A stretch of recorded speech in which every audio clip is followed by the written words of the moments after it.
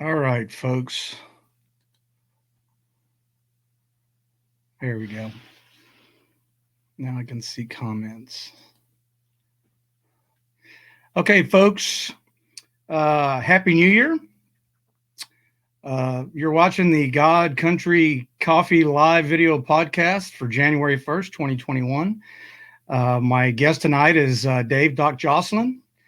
And as I always do, hello, coffee lovers. This is Jose Roberto Alanis Jr. Feliz Año Nuevo y prospero Año Nuevo y que Dios te bendiga. Uh, for those of you who don't understand that or didn't know ever that I spoke Spanish, that means Happy New Year's to everyone.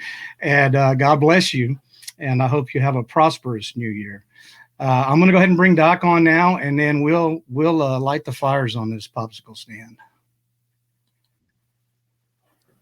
All right, Doc. Hey. You good? Yeah. Evening. Great. Anybody who's watching, please do me a favor and just put something in the comments as far as our volumes go, because we both have the ability to adjust them. And so, as tradition is for New Year's, we've got some black eyed peas here that Mama made. They're really good, but I've eaten enough today. It's just symbolic about what I'm going to talk about. Excuse me for a sec. I got to wash that down with some third day coffee. Revelation, by the way, is what I'm drinking tonight.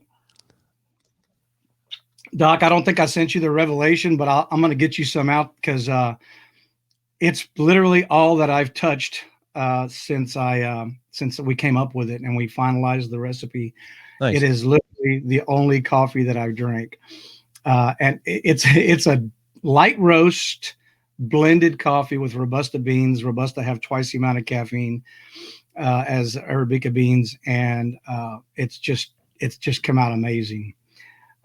Anyway, so why do we eat black eyed peas for New Year's, right? Everybody knows that that's a tradition. Well, what does the Bible tell us about this? There's something to learn about everything that we do, and this particular thing, Matthew 15:3 says, "Why do you yourselves transgress the commandment of God for the sake of your tradition?" I like that verse. Connie gave me that verse earlier. She actually gave me both of these because I was looking stuff up. And then the other one is 1 Timothy 4:7, which says, "But have nothing to do with worldly fables fit only for old women. On the other hand, discipline yourself for the purpose of godliness." And as I always do at the onset of my show, is I always give glory to God. I thank God for everything that He's done, not just in our lives or in our marriage, but in the business that we started last year, or 2019 now, almost 2 years. Just amazing growth, amazing people that He's brought into our life, that we've been able to explode our business.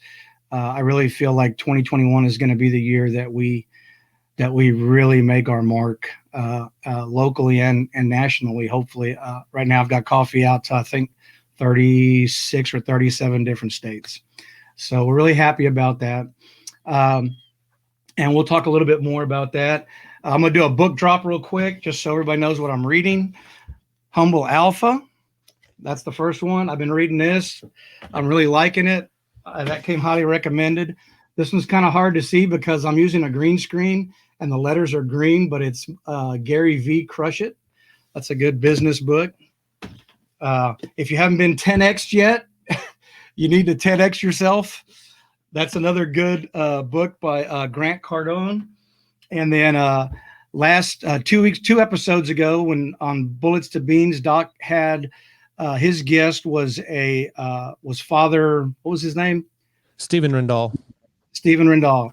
And he talked in his podcast about this book that he read. It was really good, and it's kind of hard to see again because of the green screen, but it's How God Changes Your Brain, and it's written by a neuroscientist, the leading neuroscientist, along with another gentleman. And I've just started this, and it's got me like sucked in. It's really interesting. I'm excited about getting through that book. Other than that, I'm going to shout out to my brother, Scott Riley, with the 10th Coastal Ravine Squadron. He got back a couple of months ago from deployment, and he's back to work now. and things have normalized for him. I was worried about him for a little bit, but he's doing awesome. And I'm planning a visit here pretty soon in March. And so to all the 10th Coastal Ravine Squadron, God bless you guys for doing your duty and suffering through what you all had to go through after you got there. And they kept saying, you're going to come home. Oh, wait, no, you're not. Oh, wait, maybe you will. And so I'm sure you're familiar with that. My guest tonight, again, is Dave Doc Joslin. He retired in January 2013 as Sergeant First Class. He had deployments to Iraq in April of 2003 and July 2004, and Afghanistan in July 2008 and July 2009. He's currently employed by Pacific Northwest Area Operations Director of Alliance Healthcare Services.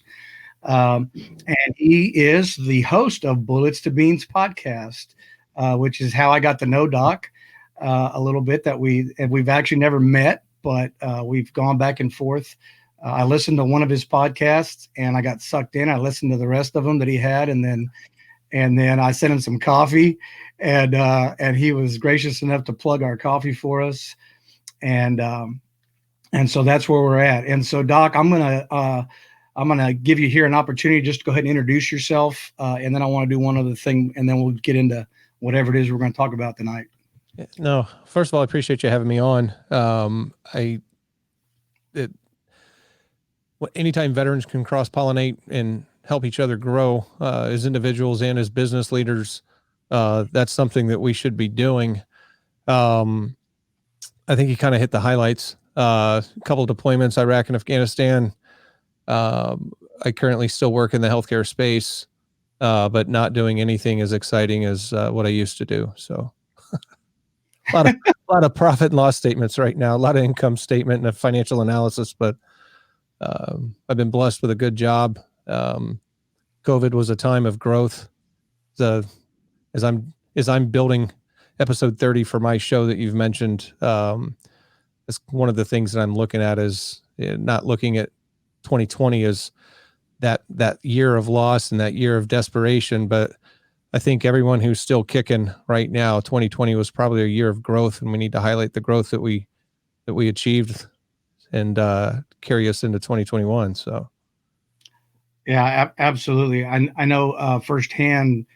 My wife got laid off. She retired from the state after 30 years as an epidemiologist, and she went to work for an eye doctor. Actually, my first guest, Pastor John Mitten, he was on my very first show. His wife is an eye doctor, and she employed Connie for 2 years. And when COVID hit and they closed her down, or all the businesses down back in February, they laid her off. And she was home for 2 weeks. And this is all a God thing. We had nothing to do with this. Some lady called her at 9:00 on a Thursday night and said, listen, I know who you are. I know who you worked for. And I'm with Comal County. We want you to come to work for us. Can you start on Monday? Wow. And she was like, yeah. Right. And so she's been there ever since. But I know I've heard you before, like, okay, we're not going to do COVID, back and forth with it anymore.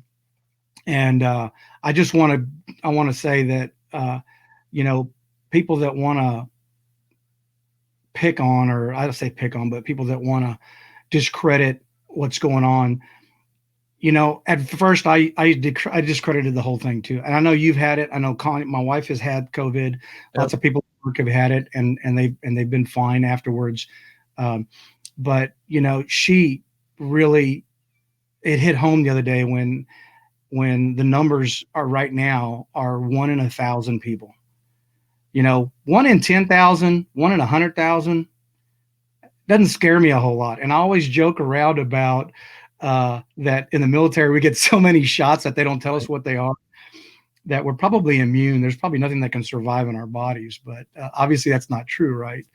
And but she works really hard, and people that she calls sometimes with a positive report, they like cuss her out, and so I really want to plug my wife. Her superpower is epidemiology.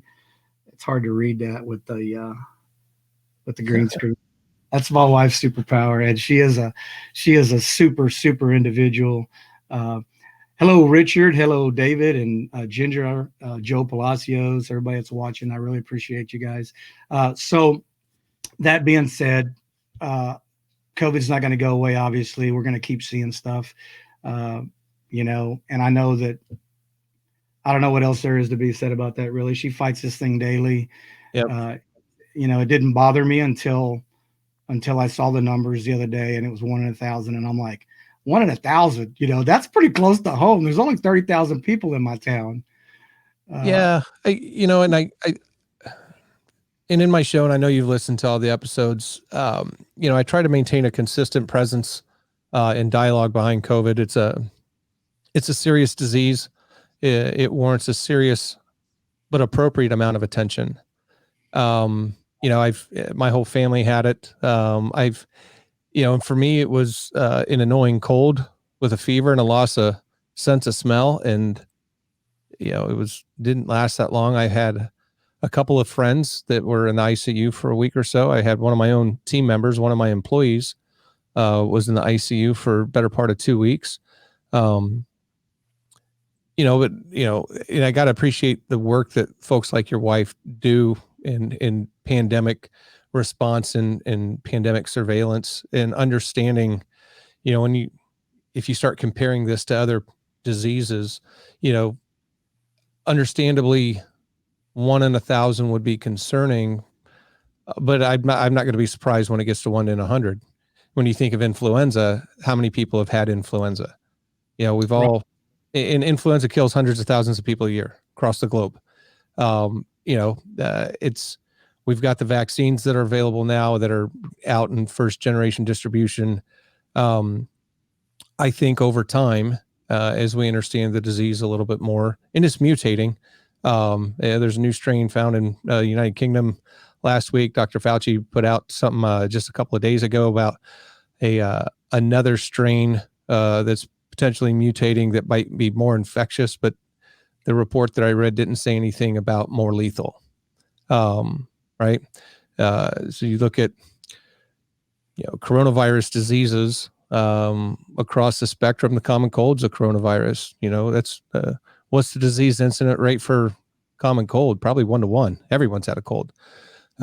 It's just, we're less than a year into this. We're about a year into, this worldwide surveillance of this disease. It's still a relatively young disease. And as we get smarter about it and we start understanding it a little bit more, it'll probably just wrap up into the normal fold of life, like cold, influenza, strep throat. I've talked about that on my show a couple of times when I addressed COVID. I had strep throat twice. It damn near, I felt like I was about to die on that. Fevers of 105, having to actually seek medical treatment. And it just, it is what it is. They're going to affect certain people in different ways. There's a physician that I talk with at one of the few breweries that stayed open during our lockdown because they put fire pits out front. And that's about the most Alaskan thing you can do in the middle of, single digit degrees and a pandemic lockdown, is still go stand in front of a fire pit and drink beer with each other. We're finding out it's less of a respiratory disease now than what we originally believed. It was a complete respiratory threat. It's turning into a capillary and peripheral vascular problem. You're starting to see ischemic attacks and other things with it. So, but yeah, enough COVID. Yeah, I'm with you, and I really enjoyed some of the stuff that you mentioned, in some of your podcasts about it. But yeah, so a little bit about our company. I know you've followed us a little bit, and our main, a lot of big stuff is happening right now with us. We just set up a pad on our property, big enough for two shipping containers, two 20-foot shipping containers, and they were supposed to come in yesterday, but they sent me pictures and they were horrible, ratted out. But the guy that I was working with, he was good enough to say, "Hey, man, I wouldn't take these for myself, much less sell them to you." So that's all on pause. I've got lights and I got all kinds of other stuff in my office right now that you can't. That's why there's a green screen, because there's boxes wall to wall and coffee and everything else. But we're excited. We're going to move into these shipping containers here in the next month or so. And we're going to have a regular place to go do business, and the coffee. I mean, I've got a bunch of guys that we're working with right now to do white label for their particular companies. And so I'm looking really excited about that. I'm going to share my screen for a second because I wanted to share these pictures originally. But I tend to, because I don't script, I kind of tend to mess things up sometimes. And, but that's okay. I mean, I like it to be real. And let's see, application window, Chrome tab. No, that's not it. Where did it go? Okay, right there. And so let's see, we're going to share that one. And where did my dog tags go? I see a picture of a dog tag on a screen. Yes, there is a picture of a dog tag on the screen.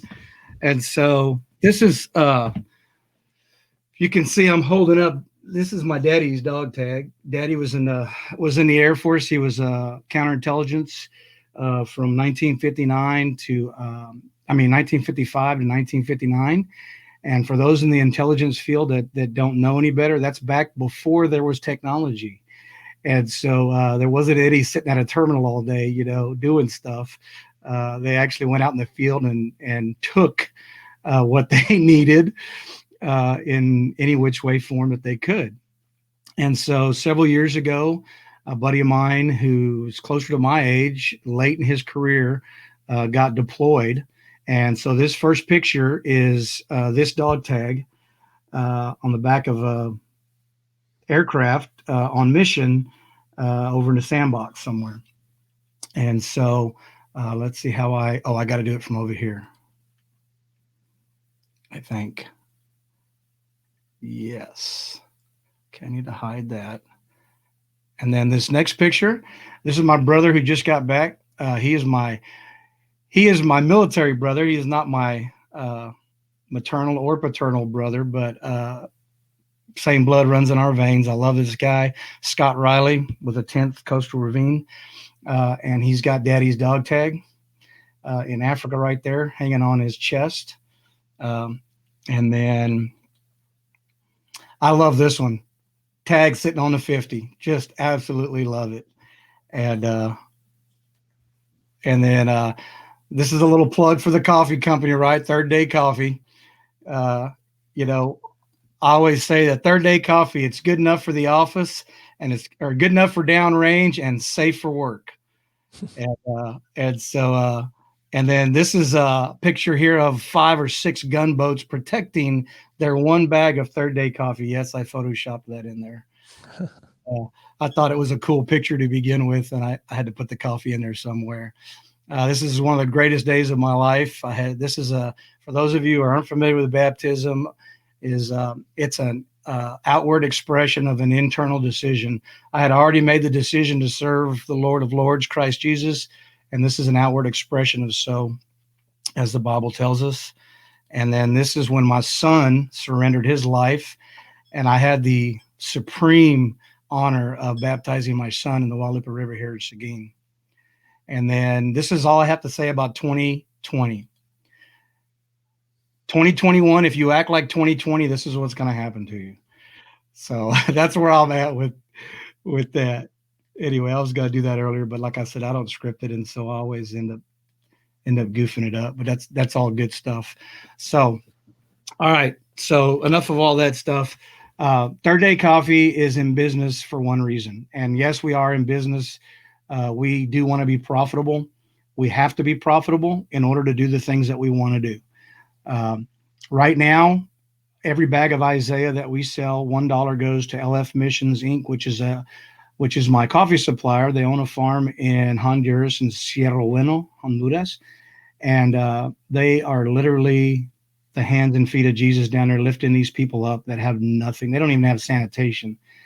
And so with Ashley's nonprofit, that's Ashley Williams with Legacy Farms Coffee. You can find them on my website and everything. We reference them all the time. Um, they they're doing great mission work down there. We also give $1 to a group called Combat Marine Outdoors, and they take our combat veterans who come back with all kinds of injuries, everything from traumatic brain, PTSD to missing limbs, and they take them hunting and fishing all over the world. And so $1 from also goes to them for each of our bags. So that's kind of lead us into our real conversation here. What we want to do is we want to be profitable enough, make enough money to be able to do mission work in our local community. And when I say that, my priority is veterans. Um, and I have been around a lot of disabled veterans, a lot of guys that have come off the battlefield. For years, I worked for I didn't work, but I was part of an organization that brought out combat veterans that were stationed at Fort Sam at the hospital from Fisher House and Prowess House, and we would take them out to a facility, a privately owned place, and just kind of get them away from the hospital, get them away from prying eyes and away from cameras and people trying to exploit that, and just give them some time to decompress out in the country. We had some access to river, and we had a nice facility, and so we were able to take them out and let them decompress a little bit. And I know that that helped a lot, because some of the feedback we got from even the wives were like, "This is the best I've seen my husband since before he left," and so, or since he left rather, you know. And these are people that got injured obviously when they were overseas, and so that was a huge compliment. We knew that we were onto something. And even though I've left that organization, that's still my mission. I still feel like we need to help, you know, because myself personally, I never saw combat, never saw anything dicey. I mean, we chased a few Russian subs, but I'm old. I got out of the service in '95. And so, you know, that was Cold War. And so every now and then we get up close to Alaska and we'd find a Russian sub, and we would, you know, we'd play cat and mouse for a little while, but that was it. Um, so I didn't understand any of the needs of our service members until, you know, after this war started. And after 9/11, then I really, you know, when we got involved in '06, getting some troops and taking them away from the hospital for a day, we started to understand what the need was. And so that's what our mission is. We want to be able to sell enough coffee to help our brothers and sisters who need help out. And it doesn't have, I prefer to start with military, but anybody in the community who is suffering in a way that they feel like there's no hope, there is hope, and it doesn't always come in a pill. And so that's something that I really like for you to just talk about, to elaborate on. I know in our conversations you've talked about your experience with all that, and just share whatever you like, and go down that rabbit hole. Yeah, so I appreciate it. As folks can see scrolling on the little highlight reel there, the www.remedyalpine.org. That's a foundation that I started with a couple of friends almost 4 years ago now. And to your exact point, it's about getting veterans into natural spaces and using nature as a healing modality and a therapeutic modality for visible and non-visible wounds. We have the luxury of the largest playground in the United States. I know you're from Texas, but you're the second largest state. You know, I couldn't help it. Like that. Being from Alaska. We've got 3 different mountain ranges within a half hour. And what we do is we take veterans, whether they're combat veterans or non-combat veterans, if they serve their country honorably, there had to have been, we recognize that there's stresses on people, whether they face the enemy or not.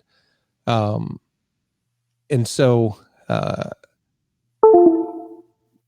we do single day hikes, multi-day hikes, and multi-day, multi-night treks through the mountains up in Alaska as a way to provide some healing away from society. Cell phones don't ring. Your wives and your children aren't there. Or your husbands and your children aren't there. It just gives a chance to break down isolation and using not just nature, but camaraderie is kind of a sub modality, just to give people a chance to understand they're not alone in their fight. The things that they might be seeing, hearing inside their head, feeling the emotional roller coaster that they're going through. Someone else is probably on that same roller coaster. So those are the things that we do to remedy Alpine. This year, I'm actually taking a step back. I'm still the main equity holder in the company, but I took a step back for 2021. Our operations officer, Luke Bushatz, who's an Army Ranger, he's taken over the reins and is going to be the CEO. That way I can focus on developing some other projects that I'm working on. One of which being my podcast, Bullets to Beans. Doc, let me interrupt you for a second. Can you still hear me? I can hear you, but I got your logo up.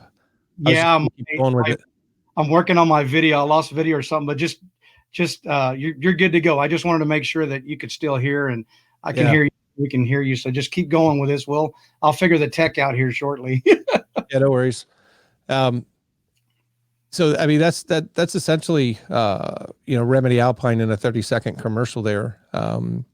The founders, myself, Eric Collier, who's an Air Force COD guy, and then Luke Bushatz, like I said, an Army Ranger. We brought Luke on 6 months after we started. So there's essentially 3 founding partners. And then Bullets to Beans, my passion project that I'm focusing on completely for 2021, although I'll still be involved tangibly on the side in Remedy Alpine. I'm trying to grow the Bullets to Beans show. And I've got a couple other shows in the virtual space that I'm working on as well. Bullets to Beans actually started as a every other week social gathering at a coffee house, one of the coffee houses here in Eagle River, Alaska.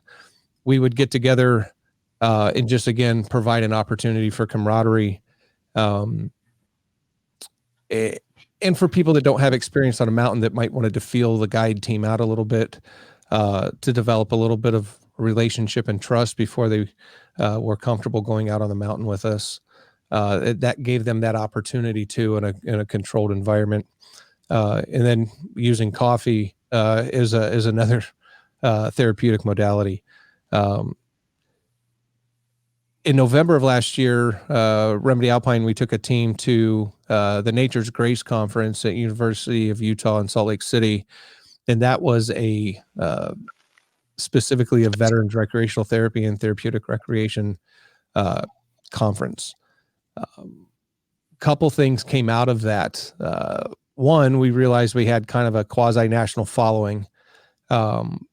Folks from Sierra Club veterans and military programs and other smaller programs across the United States had heard about us. They'd seen us on social media. And so, we walked in there and folks from other parts of the United States had heard about our programs and were very supportive of the work that we were doing. So when we walked out of that 3-day conference, that's when the idea for a podcast got put in my head is, okay, we have, I saw it as almost a responsibility to engage the veterans in a virtual space. So I went into planning mode and research, practice, rehearsal, whatever. And I set a date on a calendar of January 20th. I said, no matter what I do between now and January 20th, I'm going to launch the first show. And I did. And then pretty good response early on. And then COVID hit. And then we had to shut down our literal programs, our physical programs. And then we were stuck in the virtual space because the COVID-19 pandemic, like it hit every other industry, it hit recreational outdoor industries as well.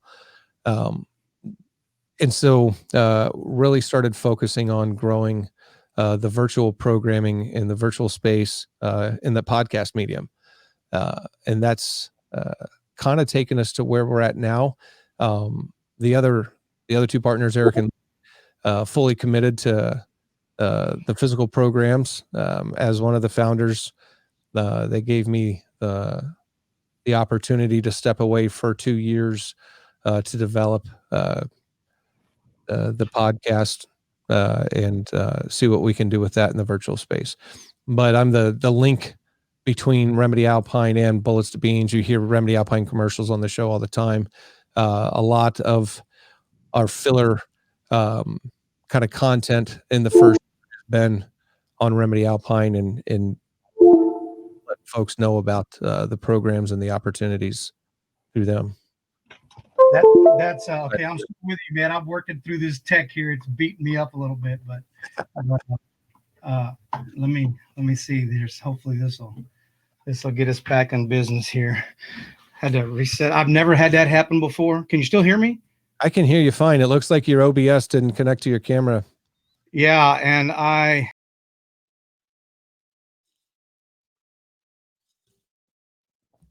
going to try this one more time, and hopefully this will. There it is. Okay. There we go. You're back. All right. I can fix things on the fly. That's good. Yep. So I know that you and I have also talked about doing a round table because I really think that there's a lot of, and I say us, there's a lot of service members who are suffering and they have issues that maybe they don't. I think my pastor John said, I love the way he put it. He put it, the issue with some of our veterans today and some of our law enforcement, because he's a chaplain for the law enforcement also. Yep. He says is that these people are heroes. You're heroes. All of you who take a rifle or take a med kit into harm's way, save people, shoot back at people, get shot at, whether you want to admit it or not, you're heroes. And heroes sometimes have a hard time asking for help. And I don't know how you have that. I'll agree with the fact that we have a hard time asking for help. The hero thing, the way I look at it is a job. There's some jobs that some people give accolade to. There's some jobs that, in my opinion, are more important than anything that we do, that people quite honestly don't give a sense of time to. Like, I always fall back. I fall back to teachers and educators because they're the ones that shape and develop young minds into either productive or non-productive people.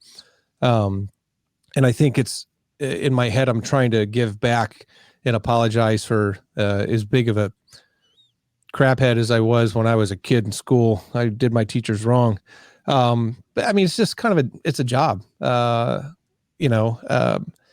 For me, it was the most rewarding thing that I could have ever done was to provide frontline care to the warfighter.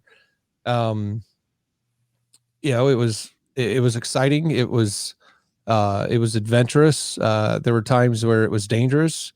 But in my opinion, I think that being a combat medic was the best job the Army could have ever given me. Because again, I got to stand shoulder to shoulder with some of the bravest men and women that I would ever meet. And I was given the opportunity to take care of them. So I don't think that necessarily that's heroic. I just think it was a job that, I don't consider myself this is cliche, I know, but I don't consider myself a hero, but I worked with a lot of them. For me, it was just a job. And I come from a military family. I was kind of raised to believe that. My father was in the Air Force for almost 30 years.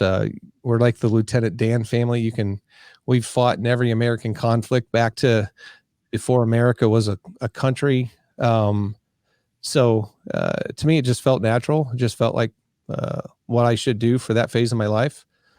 So, well, I will agree to disagree with you, but and the reason here's my mentality on this is that only 3% of the population, joins the military. Now, if you really look at real numbers and our population today, that's probably less than 3%. It's probably closer to like 1.5%, maybe, of the overall population that ever joins the military. Now, Yeah. some people in the military for different reasons. We know that. We've all seen them in all our branches, all the different branches. They just, they have an idea that they're going to get something out of it, and that's all they want to do. They don't really care. But a lot of us, like you, my family, I can trace my military lineage all the way back to World War I in France, and I've got great great uncles that did there. I probably took almost a dozen that were in World War II. My uncle, my dad's youngest brother, was in Vietnam. Um, he is. He and I have had conversations never about what went on over there. In fact, he told me, "I will never ever talk to you about what went on over there." And I get that. I completely understand it. And cousins, everybody. I went in '90 and I got out in '95. And then of course I've got cousins that went in after me. And something that I've always, and I don't have a problem telling anybody this.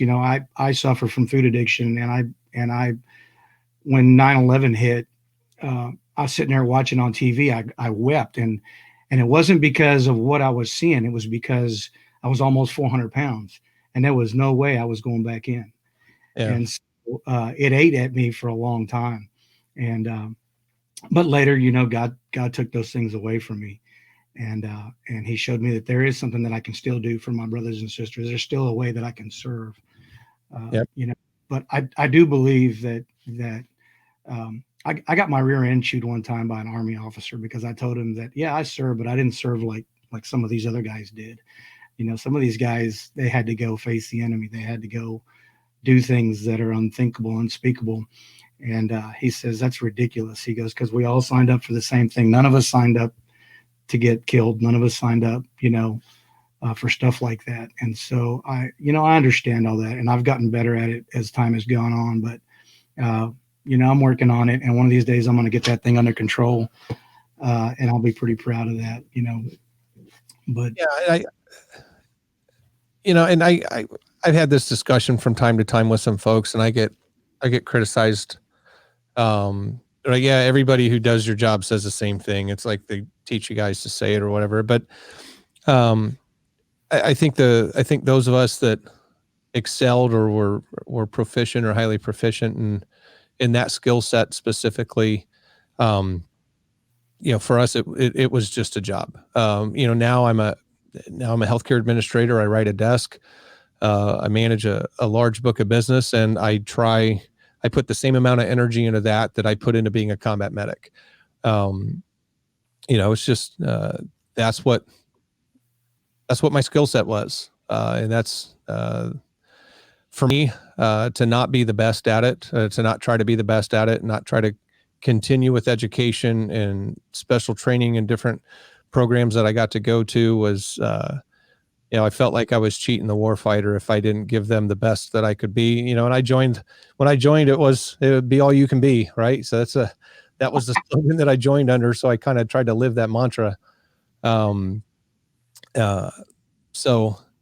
absolutely, If you look at the stuff that we both do in the veteran space outside of the military, right? I think for those that continue to try to serve outside of the military, for me, all of my passion projects, Remedy Alpine and Bullets to Beans. Yeah, I was medically retired for injuries in Iraq and Afghanistan, and so I wasn't ready to hang up my weapon yet. I wasn't ready to put my boots on the shelf, and so my opportunity to take care of the warfighter got taken away from me, and that for the first probably 3 years of my retirement. That's what ate away at me. That's what I was drinking away in a glass way more frequently than I should have been. I felt cheated. I felt robbed. I felt like I should have been doing more. And then I had to have a kind of a heart-to-heart with myself and figure out that, there's opportunities for me to still be able to serve.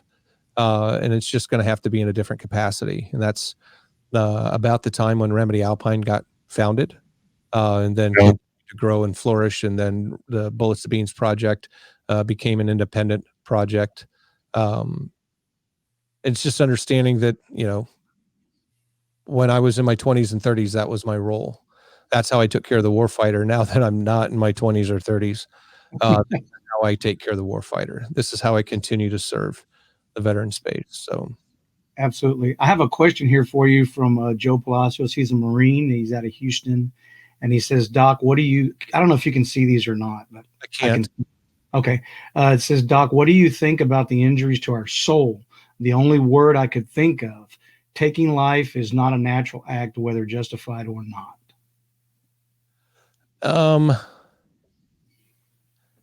If I understand the question correctly, the audio was a little soft. Basically, how do we justify killing? Yeah, he says, can you hear me now? Is that better? It's a little bit, yeah. Okay. It says, what do you think about the injuries to our soul? The only word I can think of. Taking life is not natural. Right. So my last, or not my last episode, episode 28, when I was talking with Father Rendall, he talks about moral injury. And that is something specific to when you take another human life, or some of the actions that we had to do. A lot of moral injury symptomology and impact, or the effects of it, mimic post-traumatic stress. And it could be a post-traumatic stress, but a post-traumatic stress incident, but it can also be a moral injury incident. And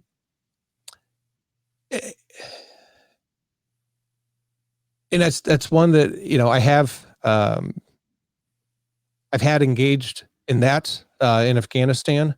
And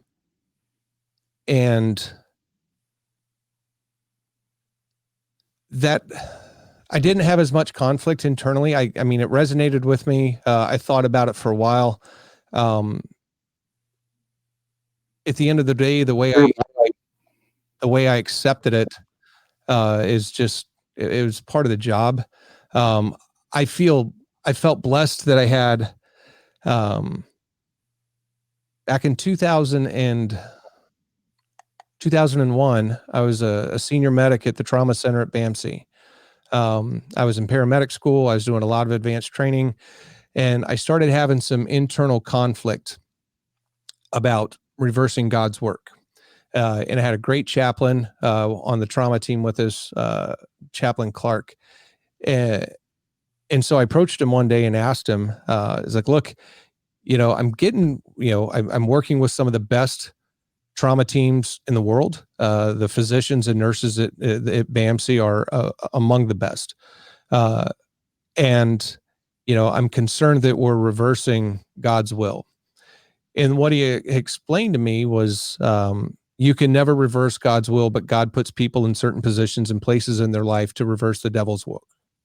And so at that point, I kind of became on fire as a medic. And that's when I really started going after every advanced school that I could go to, and wanted to truly be the best that I could. Cause I basically felt like and he told me, he's like, I think that you're doing the work God wants you to do. And I felt like I was a warrior for God. And I asked him about that point. Later on, after 9/11 had happened, approached him, hey, I know I'm going to end up in the sandbox sooner or later. As the best medicine on the battlefield is fire superiority. If nobody's down and wounded, Doc needs to be on the line shooting. And so, knowing what was inevitable, I approached Chaplain Clark again, and said, hey, let's talk about this again. And is that still God's will? And I can't even paraphrase appropriately, but essentially he put me at comfort and put me at ease. And it basically said that, yes, that this would still be God's will. We're fighting evil. We're fighting tyranny. And because of that conversation, I had accepted that if I should ever have to engage the enemy and take their life, and ultimately did in Afghanistan, that it was justified. that I was going to be okay with it. The things that the moral injuries that I had weren't the people that the people's whose lives that I ended intentionally. Is the people who I couldn't save. My friends that I delivered the best medicine to, that I worked as hard as I could on, that I used every ounce of every skill set that I had, and they still passed. The ones that I couldn't save haunt me more than the ones that I killed. And at the end of the day, if you look at the way rules of engagement are, they shot at us first. It's kind of a matter of who wanted to go home more. I wanted to go home more, so I shot quicker, more accurate, and I eliminated the threat because I just wanted to go home. There's no politics about it. It's about the men to your left and right. Right. And it's about taking care of the mission and completing your objective so you can get back home. I don't know if that answers your question. I kind of preemptively dealt with that when I could see the writing on the wall. And for me, I turned to God for the answers to, we're about to go to war. If I have to engage the enemy, is this something God's going to be okay with when I have to face him? And I look forward to when I have to face him for everything that I've ever done down here, because I have no problem with it. Yeah, and I don't think God does either. God, you can read all the stories in the Bible about where God had Joshua go in and wipe out everything living. And when he lost that, whatever it was, to do that, and he let some of these peoples live, those are some of the people that still today persecute Christians. And so there's a consequence, right? And so the consequence of you not doing your job would have been you may have not come home to your family. Right. And who knows how many people that you would not have saved that you did save. And I just wanted to touch on this just a little bit. I don't want to get into it because I know that when I listened to your podcast on Christmas Day, you got real emotional. But Connie and I watched that movie, The Outpost.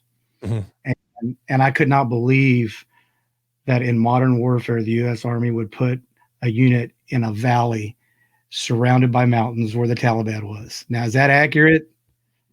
Yeah. So here's the thing about The Outpost, the book and the movie. So Combat Outpost Keating. So 90 days out from when we were supposed to be boots on the ground, the asymmetrical warfare group came and briefed senior leaders in our squadron.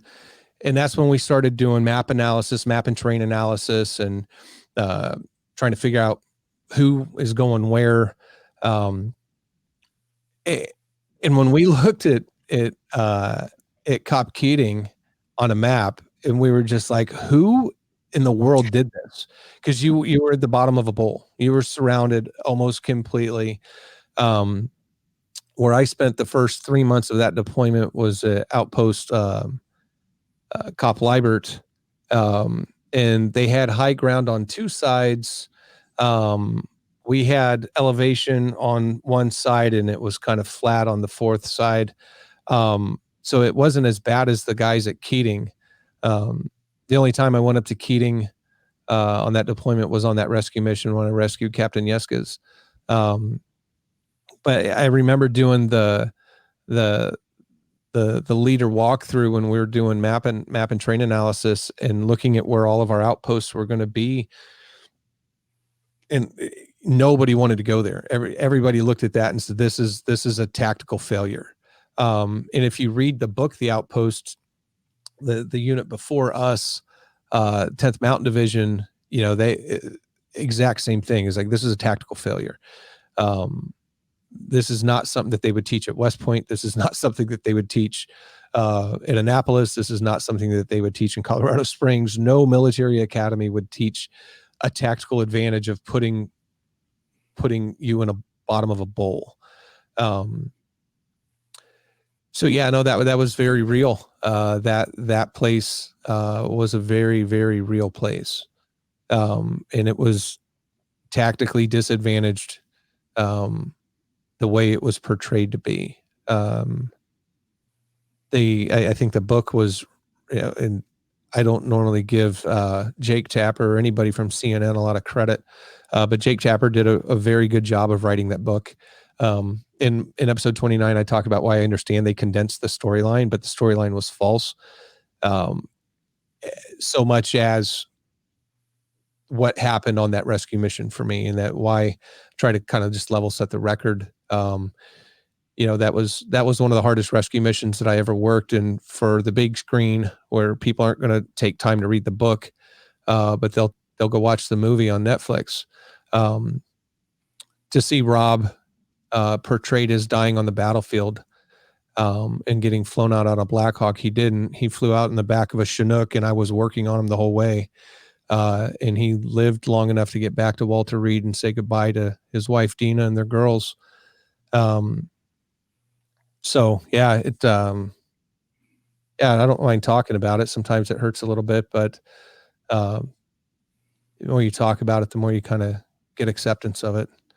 So Yeah, I know that I didn't know that was written first, because if I would have known that was a book, I would have read the book. I've read, I don't know if you're familiar with, it's called, oh man, it's about the sinking of the Indianapolis.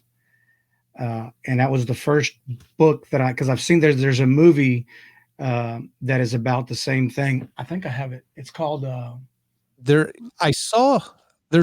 did see a movie about the Indianapolis, and Nick Cage is one of the main. Yeah, it's called In Harm's Way. Yes. And I actually have a copy of the book that a friend of mine, when I used to work for one of these aircraft companies, he's an older gentleman, and he knew one of the Marines who survived, and he was going to be in San Antonio, and so he took my book, and he got the guy to sign it, and the guy's in the book, Yeah.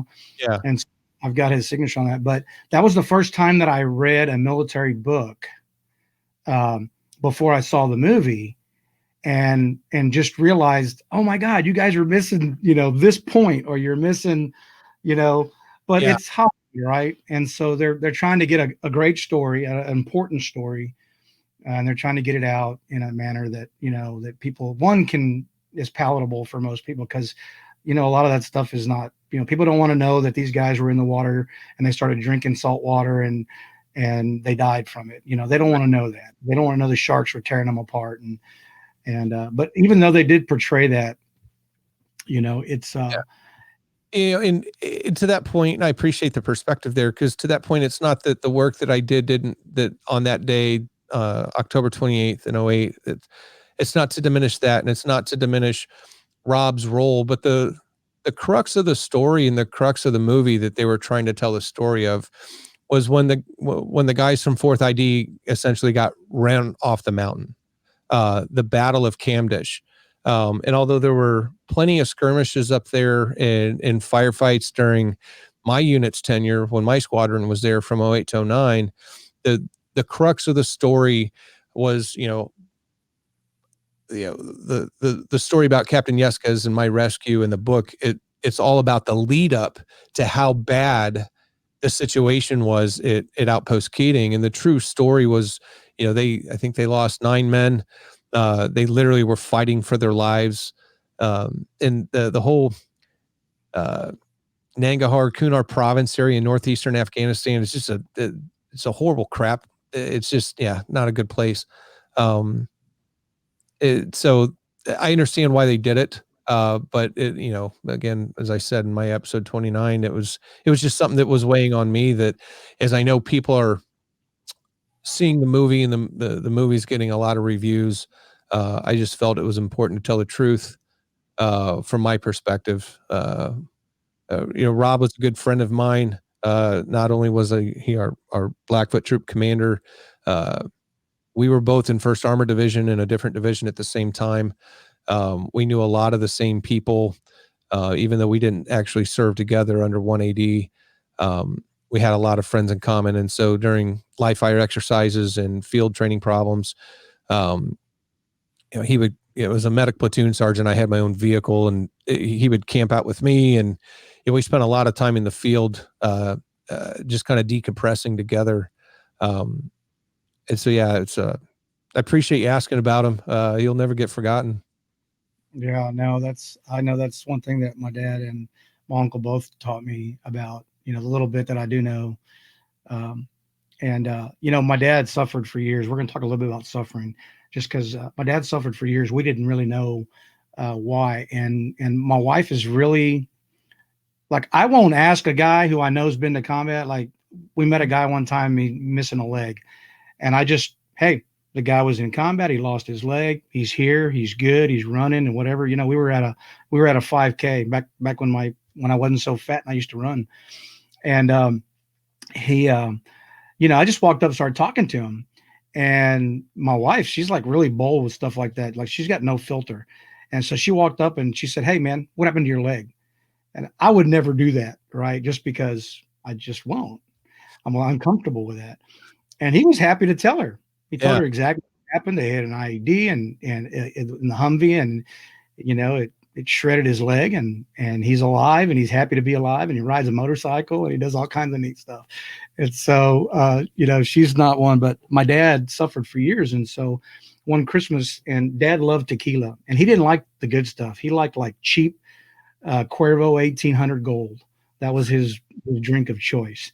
Yeah. And my sister traveled the world, and she'd get him all this high dollar stuff from all over the place, and he would try it, but he was like, "Nah, I want some Cuervo Gold." And so one Christmas we were having a drink with Dad, and Connie just flat out asked him, "Well, Dad, what happened over there?" And so Dad was in Turkey in the 50s, and he had to shoot a guy that was on their base. Mm-hmm. He was coming back from wherever he was at, and they have a protocol, and the guy didn't follow the protocol. And his person that was in charge of him said, "You need to fire a shot. And if he doesn't stop when he crosses this particular point, then you need to neutralize. It may not be him. It may be somebody else." Right. So, and we didn't have technology in the 50s, right? So Dad did what he was told to do, and then he redirected his fire, and he stopped the threat. And the guy went off into the bar ditch, and they whisked Dad off into a room and debriefed him. And for years it plagued him. And he actually told us that night, what bothered him. And so there's a lot of things that people don't talk about. My dad was in his late 70s before he ever said anything about that. I grew up knowing all kinds of stories about my dad. I didn't know that story. Yeah. And it wasn't until he was really, really, I mean, that was probably about a year before he died. Yeah. And so, but I want to know what you would say to not just people like that, but anybody today who's got something and they feel, first I'm always going to say, if you're listening to this, you're a veteran. If you listen to the replay, and I know Doc Doc's got the thing up here on top of his screen. There's a phone number there, and Doc is trained in this kind of thing. But if you're never alone. Joshua 1:9 says, "Be strong and of good courage. Do not be afraid, neither thou be dismayed, for the Lord thy God is with thee wherever thou goes." And our God is a sovereign God. And that means that even if your family and your friends turn their back on you, if they're not answering their phone, whatever, God is never going to abandon you. So with that said, I want you to plug, not just, but just talk about that for a second, as far as what people can do to reach out. So no, that's a great question, and something that a lot of people they're nervous. They want to do the right thing, but they're afraid to ask a question. You mentioned that some training that I have. I'm an assist intervention and applied suicide interventional skills person. I'm assist trained, so I'm basically suicide first aid trained. And one of the things that we talk about in the first couple of blocks of instruction and assist training is you're never going to plant the seed of suicide in somebody if you ask them. Right. So if you're worried about somebody and you go up and say, "Hey, are you thinking about suicide?" They've either thought about it or they haven't, and you're not going to put the seed in their mind to make them commit suicide. Their mind's either already there or it's not. And in my episode 1 of Bullets to Beans, I talk about my own suicide story, where I almost, I was planning my own suicide for a while. I'd accepted it. And in that show too, I think it's important to understand why veterans are killing themselves 1.5 times greater than civilians. And there's this is something that I came up with just in my thought, my twisted brain. Why would we, as a veteran community, kill ourselves at 1.5 times greater rate of suicide than civilians? And what I've resonated, or what I've centered on rather, there's 3 factors that I think that make the veteran community more prone to suicide. First of all, we are we're trained from day one to accept our own death. We're trained to know that we're replaceable. In any basic training, whether it's boot, whether it's basic, whether, I don't know what the Air Force calls it, resort time 101, whatever they do. From day one in the military, you're trained that you're a piece of equipment and that you're replaceable. And you're trained to accept your own death. So factor number 2 is you're trained to very efficiently and effectively deliver death. Even if you're not a combat arms person, you're trained. This is what should scare the shit out of every civilian is, if you've qualified in a weapon in any branch of service, you can hit a target at 300 yards.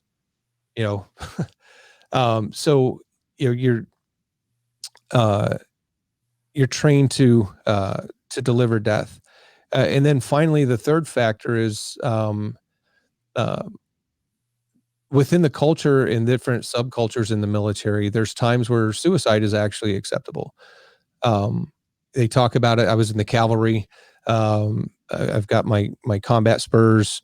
They talk about in Fiddler's Green. There's a line in Fiddler's Green, basically acknowledging suicide. And then if you think about guys that have been in direct action in combat, we talk about saving a round for ourselves, because I'm not going to have my wife see my head get cut off on Al Jazeera or on a replay on YouTube or anything.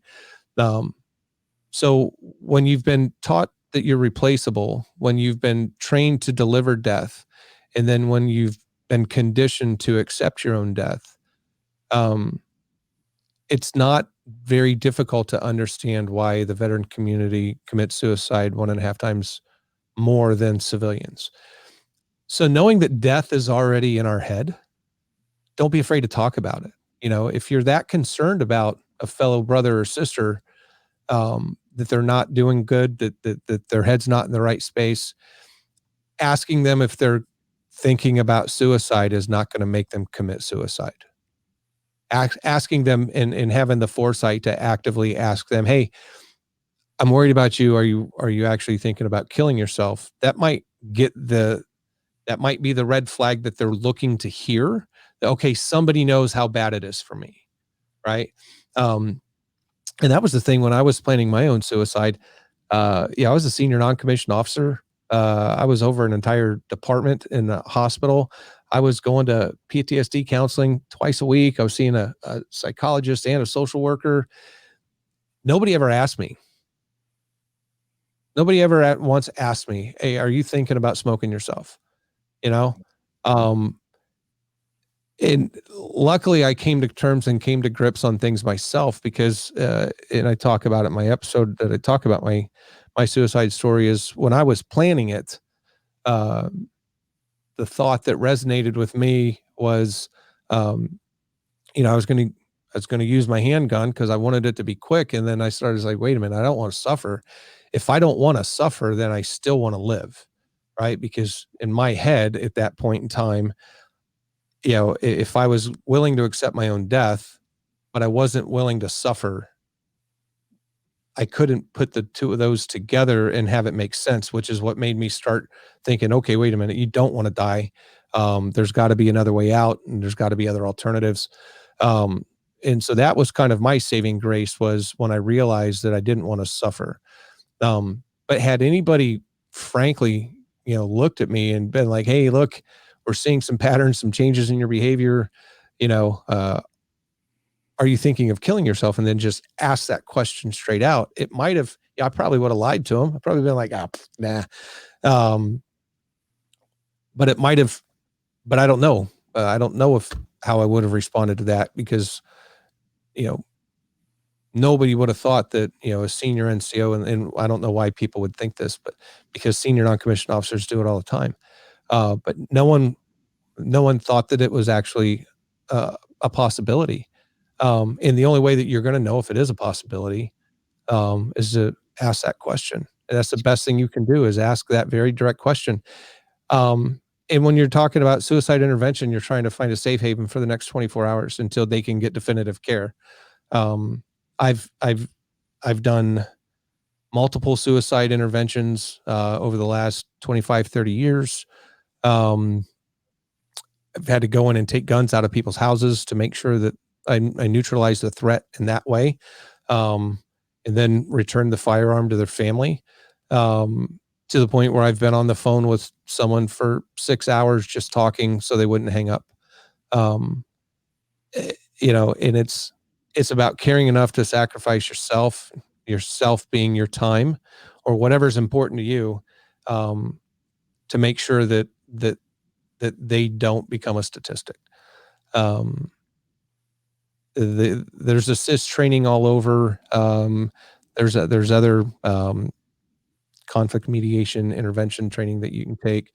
I would, if anybody is interested, I would encourage you to seek that. I know Team Rubicon, Team Red, White, and Blue, national veteran programs.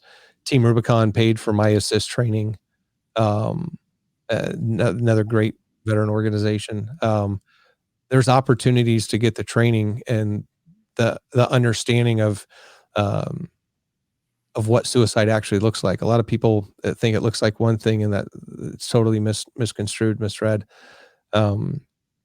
But yeah, the biggest thing I could say is don't be afraid to ask that question. But then you have to be prepared for the answer, right? If you're looking a friend stone cold in the face and say, "Are you thinking about killing yourself?" and they go, "Yes, I am," you've got to be prepared to deal with that too, right? And if you get yourself into a boiling pot really quick, that's why I rambled on for a few minutes talking about it, and then I said, go find a way to get trained, because there's steps that you can take to de-escalate and to make sure that you get them to the appropriate resource. And again, you're trying to buy 24 hours to get them to definitive care. Coming up with a 24-hour plan. But yeah, if that's something that, because of the work, your volunteer work, your full-time work, something that you think might come across your path, seek out the training. And there's ways that you can get the training for free.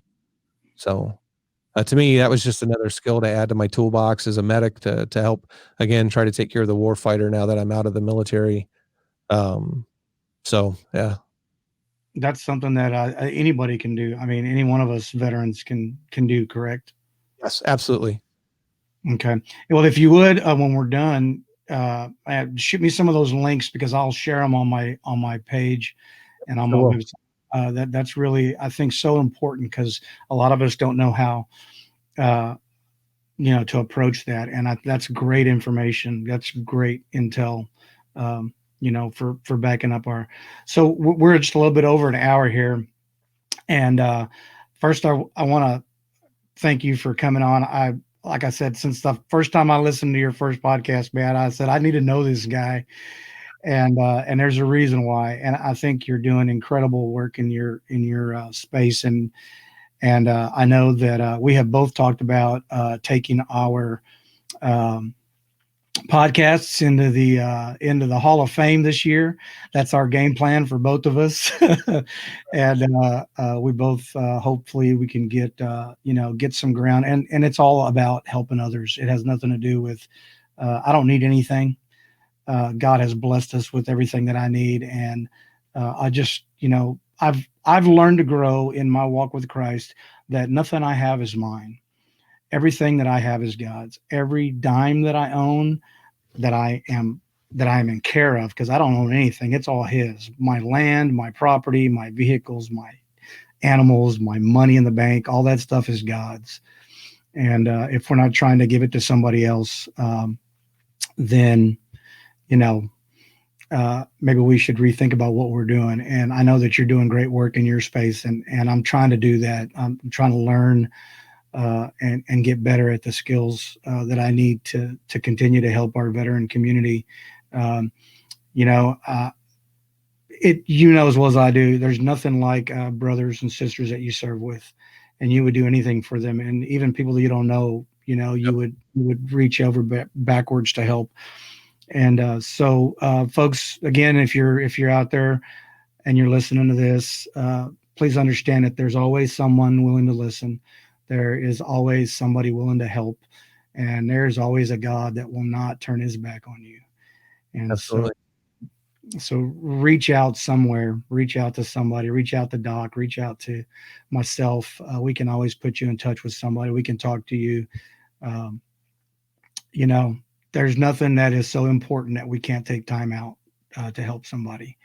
Oh, And yeah. so I'm really looking forward to seeing what your podcast is going to do this year, Doc. I'm looking forward to the next one. I really, really enjoyed uh, episode 28, and I listened to 29 with I really felt for you.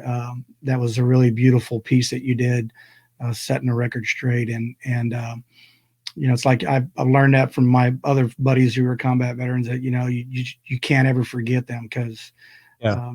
you know, the more we talk about them, the more we, um, you know, talk about their life and how they lived, they won't ever die. Yeah. So some of the things we've got coming up, I know we're over, but real quick, you drop some book titles at the beginning of the show, and we'll kind of come full circle. What I'm into reading right now is Leaders Eat Last by Simon Sinek. And I'm gonna do a series. Um, I haven't decided if it's going to be a complete run out series or if I'm going to intermittently do it and plug it in. But we're going to do a series on military leadership and how that converts over to not just civilian business leadership, but also community leadership. That's something I've hit on a couple of times in a couple of shows. Is, you know, take what we've learned from the military and apply it to our lives, and be good community leaders and be good business leaders to represent the veteran space well. So that's some of the stuff that we've got coming up in 2021 on Bullets to Beans. Man, that's awesome. That's a perfect angle to hit. I know that, yeah, I'm going to be all over that too. And I don't know where we're going. I love doing these unscripted because I just feel like it's really so much more personal, and you never know where it's going to lead. And it, you know, whatever I had in mind might be useless when we start to get into a conversation, and my interviewee might have something great to chase down, or vice versa. You know, I may throw something out there and we can chase it together or whatever. But I really appreciate. We've had quite a few people watching, and I know people will watch the replay. And I really encourage you to get involved. This podcast is not just for military; it's for civilians, and the same follows suit for civilians. If you are struggling with your walk, with your daily walk, if you think you can't get through another day, reach out, because you're never alone. And you know, we're taught in the military that yes, we take care of the guy to my right and to my left, but we're taking care of all of our people. That's why most of us joined. We wanted to preserve the beautiful country that we live in, and that means the people that live in it. And so I'm not one to exclude civilians. I've never done that, and I never will. And I know you'd be probably hard pressed to find a military man that would turn his back on a civilian. It's just not going to happen. Yep. And so these resources are there, but obviously there's a greater need right now in our veteran space. And we have to get those numbers down. We absolutely, I mean, we need to eliminate as much as we can, both civilian and military. But, you know, military right now, I believe, has a higher need. You know, we're in the longest war that we've been in the history of the United States. And so we have people that are struggling more than ever before. And we need to address that. And so please reach out to us. Please catch Doc's Bullets to Beans. He puts out an episode just about every week, just like I do. And it's a great podcast. I love listening to it. And I'm gonna send you some more coffee soon, so you can check that out. It's good stuff. Still have the sea salt caramel and Scotch one. One of my Cav buddies, we're trying to design a show where we review that one. I saved that one for as a special coffee that you sent, so I'm saving that for a special guest. So that review will be coming soon. Yeah, absolutely. And if you're a veteran and you have any aspirations of being an entrepreneur, I encourage you to join the Vetpreneur Tribe. They're on Facebook. That's where Doc and I kind of ran into each other. There's other groups called Justin Charpentier, my marketing mentor. He's got a group called Zone of Action. That's an incredible group. And it's just a bunch of people who maybe don't have mission anymore can find mission again, helping each other out. And I can tell you that those groups have been extremely beneficial in me learning more about business, more about what makes people tick, how to market things. It's taken my business from a hobby to a real business. And so I strongly recommend some of these groups. They're incredible. Even if you just get in there and find out, all the great products that all these veteran companies have, to support. So those are great things. Again, Doc, I'm looking forward, man, to finding some time when all this restrictions and things ease up and things aren't so dangerous, and I can fly up to take Connie up to Alaska, and we can go up there and do some trekking up in the mountains with you. Yeah, that'd be great. That'd be awesome. Got some projects I'm working on with another veteran that might actually bring me down to Dallas coming up in 2021. So I'll keep you up to date on that. Yep, you need to come out to the house and shoot a pig or something. I don't know. We're almost overrun by pigs. So yeah, I'm about 4.5 hours from Dallas. So you come down that way, you need to holler. That's right. I'm gonna put you in the green room for a second. I'm gonna close the show and then I'll come back to you in a second. Okay. Gotcha. Thanks. Just sit tight. Folks, thanks. I know we went over about 15 minutes here. I can't thank you enough for watching. I've had it looks like a lot of people have been watching this the whole time. Doc Joslin has a wealth of information. He's been helping the veteran space for a long time.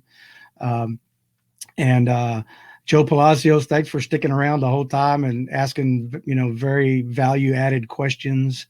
Everybody else who's watched, I appreciate your time. Again, Third Day Coffee Seguin.